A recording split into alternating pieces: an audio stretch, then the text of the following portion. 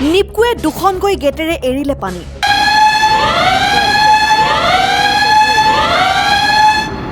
লখিমপুৰৰ কেইবাটাও প্ৰান্তত আৰম্ভ বানৰ বিভীষিকা।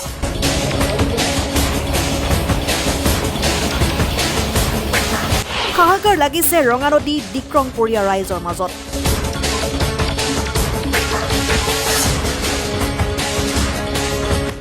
চুবুৰীয়া অৰুণাচল প্ৰদেশত ডাৱৰ বিস্ফোৰণৰ ফলত হাহাকাৰ লাগিছে নামনি অংশত। নিপকুৱে মুকলি কৰি দিছে দুখনকৈ গেট। 1500 মিলিমিটাৰকৈ 230.83 ঘনমিটাৰ প্ৰতি ছেকেণ্ডত পানী মুকলি কৰি দিয়া হৈছে। ফলত নামনি অংশত ভয়ানক বানৰ আশংকা কৰা হৈছে। বুধবাৰে ৰঙানদী ডিক্ৰং নৈৰ অতি স্পৰ্শকাতৰ অঞ্চলত উপস্থিত হয় ৰাজ্য চৰকাৰৰ জলসম্পদ মন্ত্ৰী সুশান্ত বৰগোহাঁই আৰু ৰঙানদী সমষ্টিৰ বিধায়ক ঋষিৰাজ হাজৰিকা। ৰঙানদী, পাঁচনৈ, বৰ এলেঙি, মালাগাঁও আদি অঞ্চল পৰিদৰ্শন কৰে মন্ত্ৰীগৰাকীয়ে। যিকোনো দুৰ্যোগৰ মোকাবিলা কৰিবলৈ সাজু ৰাজ্য চৰকাৰ। লখিমপুৰ জিলা প্ৰশাসনে সষ্টম কৰি ৰাখিছে SDRF, NDRF আৰু প্ৰতিটো বিভাগক। এক প্ৰকাৰ হাই এলাৰ্ট জাৰি কৰা হৈছে সমগ্ৰ উত্তৰ অসমত। মুখ্যমন্ত্ৰী ডক্টৰ হিমন্ত বিশ্ব শৰ্মাৰ নিৰ্দেশৰ পিছতেই আগতীয়া ব্যৱস্থাপনা হাতত লৈছে ৰাজ্য চৰকাৰ আৰু জিলা প্ৰশাসনে, ক'লে বিভাগীয় মন্ত্ৰী সুশান্ত বৰগোহাঁই। আজি ৰাতিপুৱাই আমাক নিৰ্দেশ দিলে বিভাগীয় আমাৰ মুখ্য অভিযন্তা, আমি আহিলোঁ। স্থানীয় বিধায়কে কালি ৰাতিয়েই বানপানীৰ আমাৰ এটা টেকনিকেলি আমি গম পাই থাকোঁ ক'ত বৰষুণ হ'ব পাৰে বা এনেকুৱা ধৰণৰ পৰিৱেশ হ'ব পাৰে। যোৱা ৰাতিয়ে 1 বজাত তেওঁ ওলাই আহি পালেহি আৰু ৰাইজৰ লগত আছে। ইয়াতে যিটো সমস্যা, এই সমস্যাটো এটা ফ্লেছ ফ্লাডৰ সমস্যা, আৰু যিটো সমস্যা আমি দেখিছোঁ যে অৰুণাচলত ভয়ংকৰ বৰষুণ বা এনেকুৱা ধৰণৰ হ'লে ইয়াত বিপদৰ সন্মুখীন হোৱা যায়।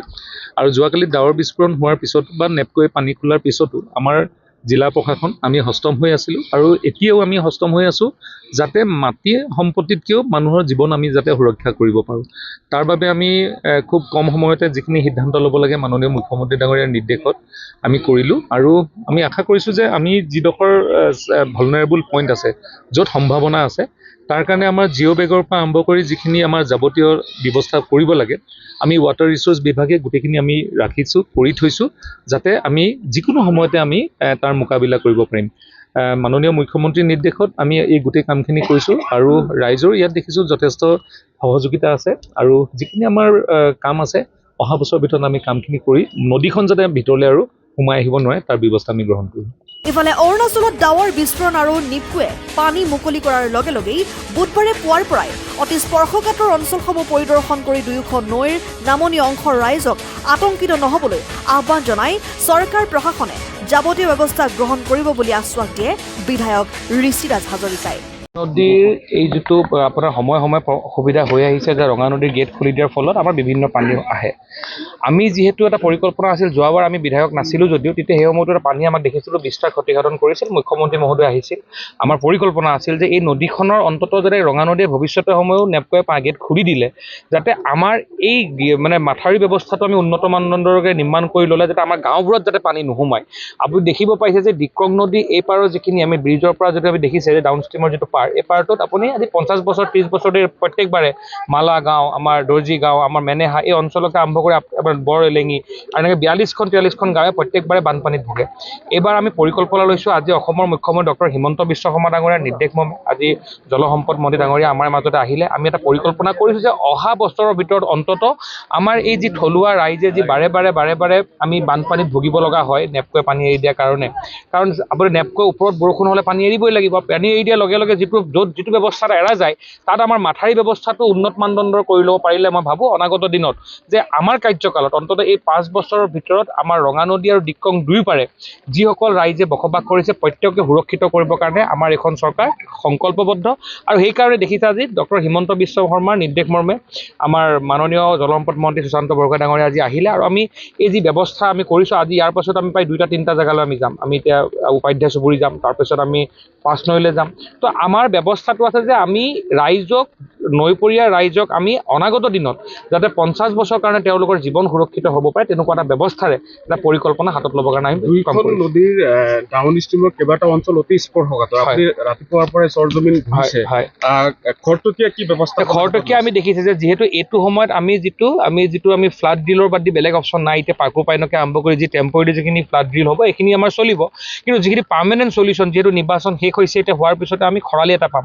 এই খৰালিত আমি যিবোৰ পাৰ্মানেণ্ট চলিউশ্যন যিবোৰ হ'ব আমি জলসম্পদ বিভাগৰ জৰিয়তে ইতিমধ্যে, কাৰণ চাওক আমি টেকনিকেল মানুহ নহয়, আমি কথাখিনি ৰাইজৰ পৰা লৈছোঁ, লৈ এতিয়া আমি জলসম্পদ বিভাগৰ যি এই বিষয়বোৰত যি টেকনিকেলি জানে আমি তেওঁলোকৰ লগত এটা ষ্টাডি হৈছে, তেওঁলোকে আৰম্ভ কৰিছে, তেওঁলোকে গোটেইখিনি ব্যৱস্থা কৰিছে। মই ভাবোঁ এই খৰালিত এটা আমি বিজ্ঞানসন্মতভাৱে এটা টেকনিকেলি ব্যৱস্থা উলিয়াব পাৰিম, যাৰ জৰিয়তে আমি আগৰ তুলনাত অহা বছৰ আমি অধিকাংশ আমি কমাই লৈ যাব পাৰিম, আৰু তেনেকৈ আমি অহা 5 বছৰৰ ভিতৰত আমি ৰঙা নদী আৰু দিক্ৰঙৰ দুয়োপাৰে থকা লোকসকলক আমি জনজীৱনক আমি সুৰক্ষিত কৰিব পাৰিম বুলি আমাৰ বিশ্বাস আছে। News desk report, Lakhimpur live. লখিমপুৰৰ কেবি ৰোডত অৱস্থিত সফটেক সলিউশ্যন এখন বিশ্বাসযোগ্য কম্পিউটাৰ প্ৰশিক্ষণ কেন্দ্ৰ।